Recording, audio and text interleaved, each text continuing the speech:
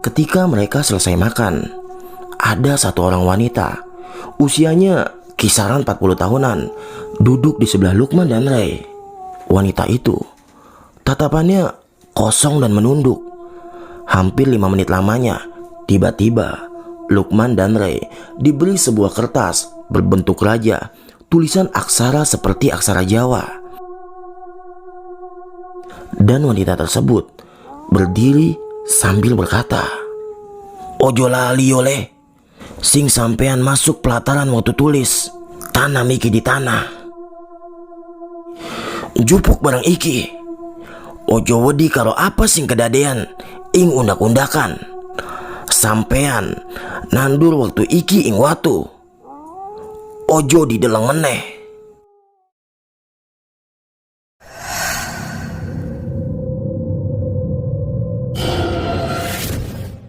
Assalamualaikum warahmatullahi wabarakatuh. Apa kabar teman-teman? Semoga kalian semua dalam keadaan sehat walafiat, diluaskan rezekinya dan dilancarkan segala urusan-urusannya. Amin ya rabbal alamin. Pada malam hari ini nih, saya akan ngebawain sebuah kisah yang ditulis oleh Bang Ray nih. Jadi dari Facebooknya Bang Ray dengan judul Teror Gunung Berbabu.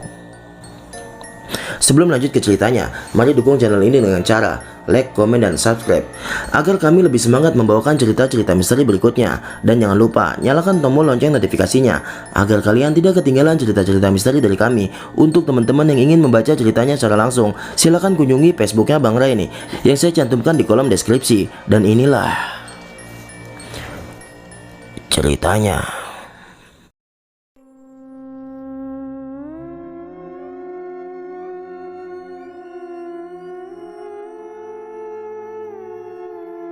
Di hari tanggal merah, Ray sebagai narasumber dalam cerita ini. Jadi Ray ini bersama Sio, Lukman, Polan, Nando, dan Eriko bertemu di stasiun kota. Titik kumpul mereka menuju Magelang. Mereka berenam sebelumnya sering mendaki ke gunung di wilayah Jawa Barat. Berawal ketika Ray dan Polan bertemu rombongan dari Bogor. Sio, Lukman, Nando, dan Eriko di puncak satu Gunung Salak pada tahun 1997-an. Singkat cerita nih, setelah selesai pendakian dari Salak, mereka ngobrol-ngobrol di base camp Cimlati, menyusun rencana ke Gunung Merbabu untuk tahun besok. Salah satu di antara mereka, yaitu Eriko, pernah 2 kali mendaki Merbabu via Selo dan Tekelan. Karena saat itu informasi masih melalui telepon rumah. Setiap minggu selama kurun waktu 1 tahun, mereka selalu ngumpul di Taman Topi Bogor depan markas kepolisian. Akhirnya, disepakatilah libur tanggal merah, tanggal 7 Juli 1998, mereka akan melakukan pendakian ke Gunung Merbabu. Singkat cerita nih, hari yang ditunggu-tunggu akhirnya tiba. Waktu itu pukul 10 pagi, mereka sudah berkumpul di stasiun Kota Beos dan makan pecel di peron. Di sini mereka membeli perbekalan untuk di dalam kereta. Setelah pukul 2 siang, kereta berangkat menuju Kota Magelang. Perjalanan yang penuh sesak dan banyaknya pedagang waktu itu di dalam gerbong membuat mereka berenam selalu bergantian menjaga tas carrier. Jam 7 mereka baru sampai di stasiun Cirebon. Karena beberapa kendala menunggu kereta bisnis, mereka pun turun membeli makanan lagi di stasiun Cirebon untuk beberapa saat. Ketika mereka selesai makan, ada satu orang wanita, usianya kisaran 40 tahunan, duduk di sebelah Lukman dan Ray. Wanita itu, tatapannya kosong dan menunduk. Hampir 5 menit lamanya, tiba-tiba Lukman dan Ray diberi sebuah kertas berbentuk raja, tulisan aksara seperti aksara Jawa. Dan wanita tersebut berdiri sambil berkata, "Ojo lali oleh, sing sampean masuk pelataran waktu tulis, tanah iki di tanah." Kemudian wanita tersebut berjalan meninggalkan Ray dan Lukman. Dan tak berapa lama, wanita tersebut menghilang. Dan terdengar suara peluit panjang, tanda kereta akan segera jalan. Dan mereka pun berlarian ke gerbong kereta. Tahun 1998, gerbong kereta belum ada AC-nya, jadi jendela bisa dibuka dan bisa ngerokok di situ. Entah sudah sampai stasiun mana, Ray terbangun karena kakinya tersenggol penjual nasi yang lalu lalang. Seorang ibu-ibu menatap Ray dan berkata, "Sampun Gusti Kanjeng." Kemudian seperti orang yang ketakutan meninggalkan Ray. Ray nggak ngerti bahasa Jawa waktu itu, tapi dia ingat nih apa yang dikatakan oleh ibu-ibu tersebut. Waktu sudah menunjukkan pukul 23.30. Mereka masih berada di dalam kereta. Suara ramai orang udah gak kedengar. Kebanyakan sudah terlelap dalam mimpi.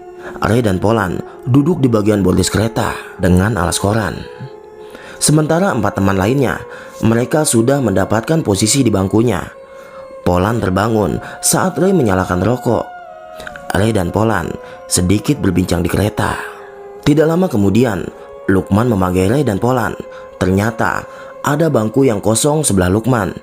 Dia berdua pun segera mengangkat tas ranselnya menuju ke bangku itu. Karena kelelahan di jalan nih, Ray tertidur pulas dan tiba-tiba sudah sampai di stasiun Lempuyang. Waktu itu kira-kira udah jam 2 dini hari lah. Eriko membangunkan Ray dan teman-temannya. Mereka semua turun di Yogyakarta. Kerabat dari Eriko ternyata sudah menunggu di depan stasiun membawa mobil bak terbuka milik pamannya Eriko. Mereka semua langsung bergegas menuju Magelang dan tiba di base camp Mokas pagi hari. Kalau tidak salah, mereka melewati Kampung Kedakan untuk sarapan dan mereka pun langsung menuju base camp Mokas untuk mengurusi Maksi. Paman Eriko bernama Pak Ledilan. Dia asli orang Kali Adem. Mereka semua diberi nasihat agar jangan sembrono di gunung, saling asah, asih dan asuh. Itu nasihatnya kepada mereka semua. Sebelum melakukan pendakian, pukul 9.30, mereka memulai pendakian dari base camp Mokas. Perjalanan mereka melewati rumah-rumah warga dan ladang. Sebelum masuk ke hutan, mereka semua berhenti sesuai instruksi dari Eriko. Di depan ada makam kesepuhan. Jaga tutur kata kalian semua ya. Setelah melewati makam, trek mulai menanjak dengan tanah yang padat. Hingga mereka tempuh perjalanan waktu itu sampai 2 jam menuju pos 1. Mereka break sebentar untuk minum. Dan gak lama kemudian mereka ngelanjutin kembali pendakian menuju pos 2. Waktu itu hampir memakan waktu 2 jam juga. Sekitar pukul 2 siang, mereka tiba di pos 2. Di sana ada tanah lapang luas, tempat yang cocok untuk membuka tenda. Terlihat sudah ada beberapa tenda pendaki yang didirikan di sana. Di pos 2, mereka pun istirahat sejenak. Dan di sini, Eriko memberi aba-aba. Sebentar lagi hujan. Siapkan ponco kalian. Lah, mereka berlima saling pandang nih. Di cuaca cerah menuju sore itu. Tapi dibilang mau hujan. Sambil ketawa kecil nih, Polan memukul bagian kepala Ray. Mereka pun melanjutkan perjalanan. Ketika mulai memasuki jalur berkelok-kelok yang lumayan berat lah, mereka tiba di persimpangan pemancar. Terlihat ada 3 jalur pertemuan, ditandai berupa papan petunjuk, cuntel dan tekelan. Mereka pun istirahat sejenak dan melanjutkan kembali perjalanan yang agak melipir dan menanjak. Hari mulai sore nih, dan benar aja ucapan Eriko. Tiba-tiba angin mulai kencang dan udah mulai mendung. Di sini awal teror dimulai. Sio dan Nando yang berada di belakang saat itu menuju pos helipad tiba-tiba hilang dari rombongan mereka. Mereka berempat sempat teriak-teriak selama kurang lebih 15 menitan nih. Kemudian mereka berdua muncul dari balik kabut. Namun di sini pandangan Sio dan Nando menjadi kosong sambil menunduk. Ray gak naruh rasa curiga sedikit pun nih. Yang penting temannya ketemu waktu itu. Karena sudah hampir mau gelap, Ray menyalakan senter dan Polan menyalakan lampu badai.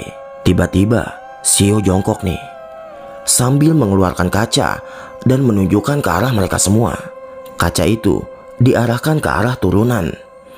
Antara samar-samar ada sosok anak kecil dan seorang bapak tua berikat kepala putih dari balik cermin. Ketika Ray menolehkan pandangannya dari cermin dan melihat ke arah bawah, sosok tersebut nggak ada. Ia pun mulai merasakan keganjilan di sini, karena ketika Ray amati dari cermin yang ia putari ke Sio dan kelima temannya itu, sosok Sio tidak ada di dalam cermin. Dan tiba-tiba gerimis, hari pun mulai gelap. Jalan menuju perbukitan dengan trek naik turun yang biasa disebut trek bungkungan sapi.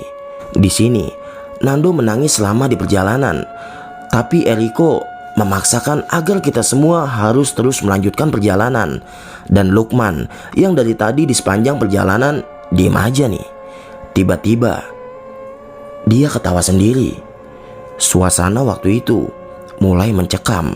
Banyak suara lirih di sepanjang jalan, seperti banyaknya orang yang ada di kiri dan kanan jalan.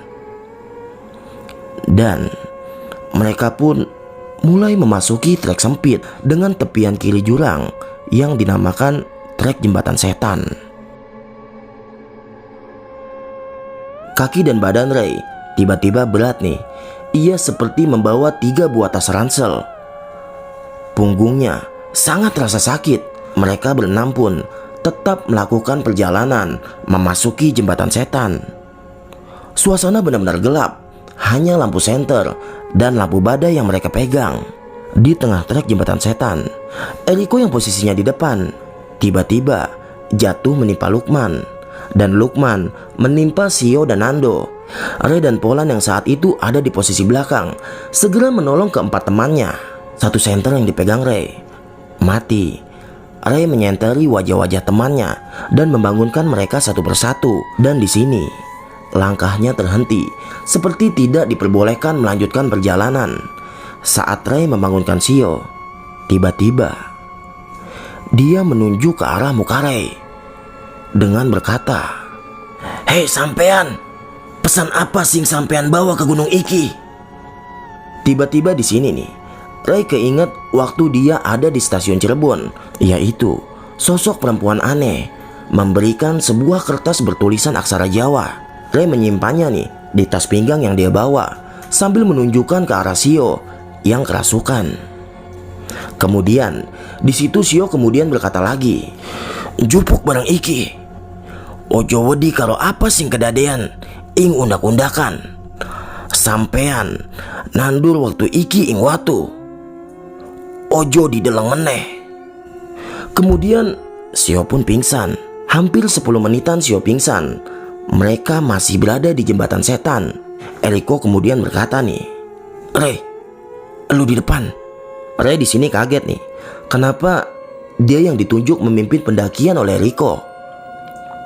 Tapi mau gak mau nih, Polan memberikan bisikan ke Ray, "Jangan angkat kepala lu, nunduk aja."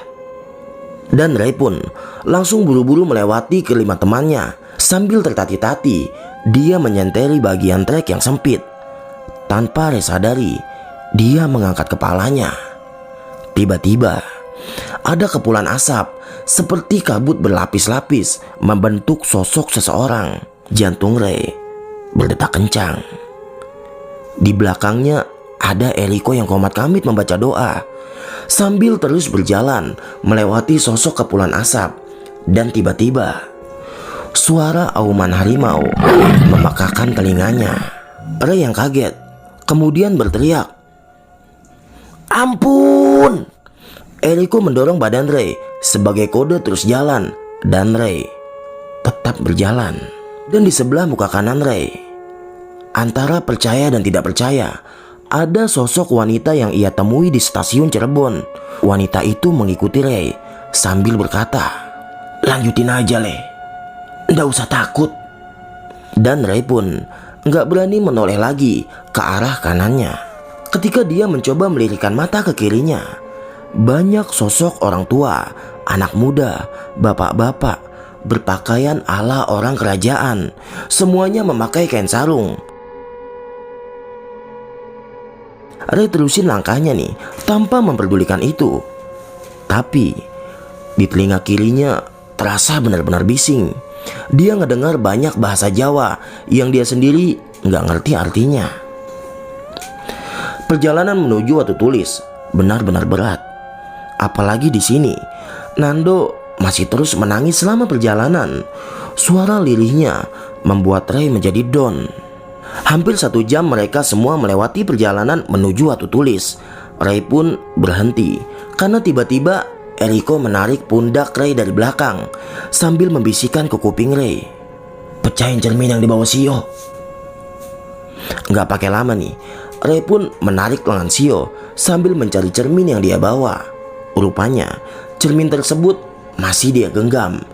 Ray ngerebutnya nih, dan tiba-tiba Sio kesurupan lagi sambil nunjukin cerminnya ke arah Ray yang lagi megang senter.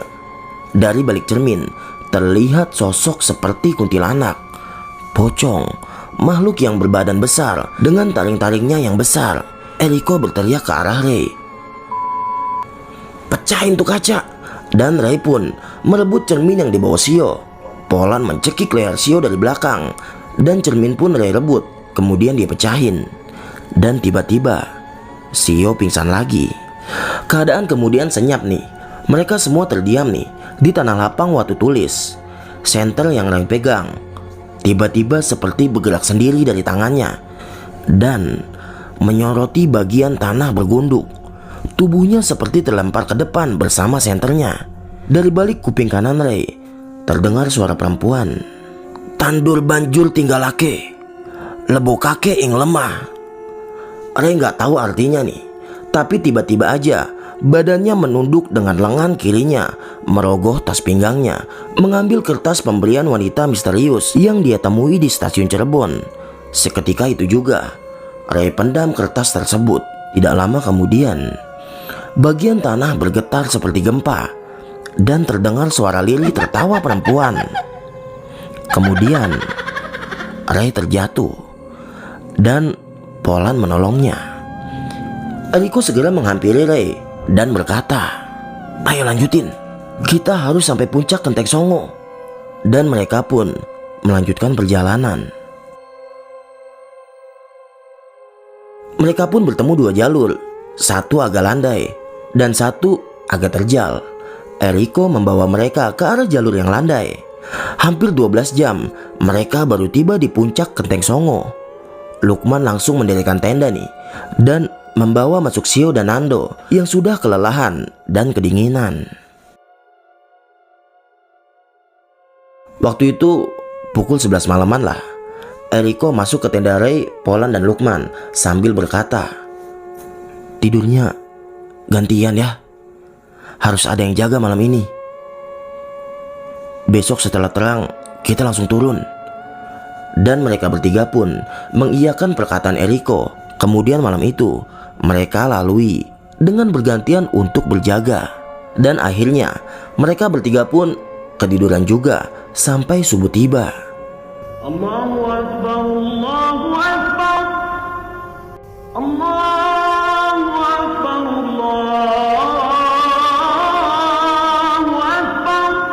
Setelah sarapan pagi, waktu itu pukul 6 pagi lah, mereka semua turun ke base camp. Mereka melewati tempat-tempat yang mereka lalui semalam. Sempat mereka berhenti sejenak di Watu Tulis dan kemudian ngelanjutin perjalanan ke Jembatan Setan. Jujur aja nih, Ray waktu itu benar-benar kaget karena trek tersebut benar-benar sempit dan curam. Gak kebayang kalau semalam salah satu dari temannya terperosok dan jatuh. Singkat cerita nih, sampai tiba di base camp. Waktu itu pukul 12 siang lah, pas azan zuhur. Paman Eriko sudah menunggu mereka semua. Setelah melihat mereka datang, beliau langsung mengarahkan mereka semua masuk ke mobil bak. Dan mereka semua pun langsung naik ke mobil menuju rumah Paman Eriko di daerah Kali Adem. Sampai sore harinya, saat mereka beristirahat di rumah Paman Eriko, satu persatu dari mereka pun bercerita. Dimulai dari Sio dan Nando saat mereka tersesat di dekat trek helipad. Mereka berdua bertemu gadis muda Mereka berdua berebut mencari simpati ke gadis tersebut.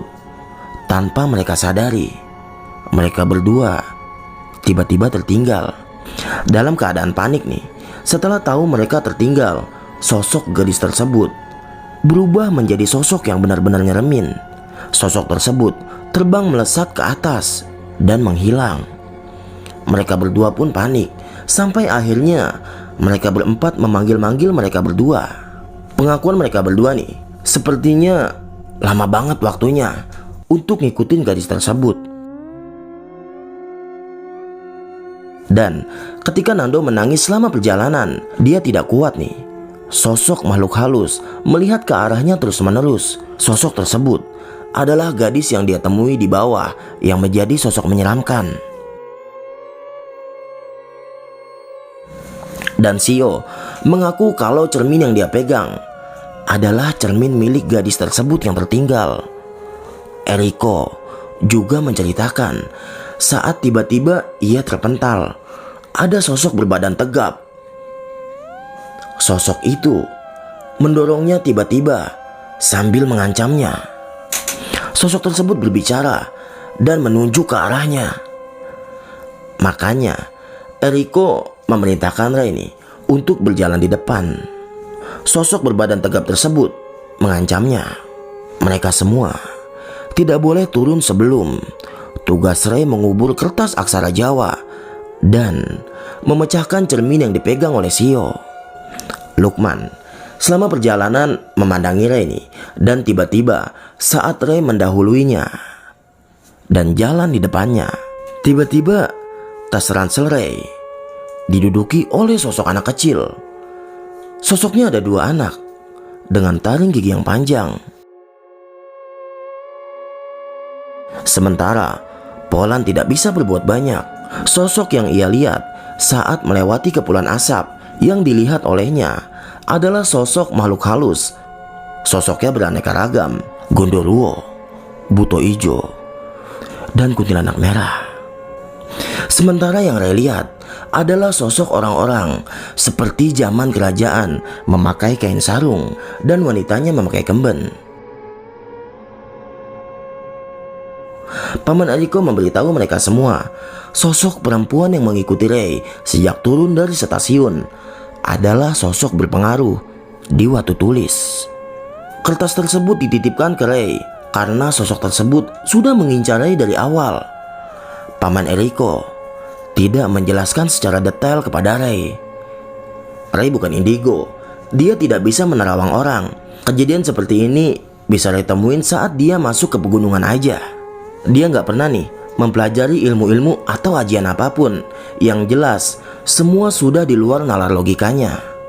Mohon maaf nih, jadi kata Bang Rei ini, dia hanya bisa mengingat-ingat aja dari saksi-saksi teman pendakiannya saja yang tersisa, yaitu hanya Polan. Sementara Eriko tinggal di Kanada. Nando wafat tahun 1999 karena sakit. Sementara Shio wafat karena kecelakaan tunggal. Dan Lukman sampai saat ini Bang Rei tidak mendengar kabar apapun tentangnya. Terima kasih dan mohon maaf karena keterbatasan di tahun 1998. Bukti autentik tidak dapat diabadikan, hanya ingatan dan saksi-saksi yang masih hidup saja. Oke teman-teman, begitulah cerita dari Bang Rei ini nih ketika dia mendaki ke Gunung Merbabu. Sebelumnya mohon maaf nih apabila ada kesalahan dari segi pembawaan saya yang masih minim lah. Tapi lagi-lagi jangan lupa bantu channel ini nih, bantu like, komen, dan subscribe biar saya bisa semangat lagi ngebawain cerita-cerita berikutnya. Sekiranya itu aja, saya Rizky pamit undur diri. Selamat malam, selamat beristirahat. Assalamualaikum warahmatullahi wabarakatuh.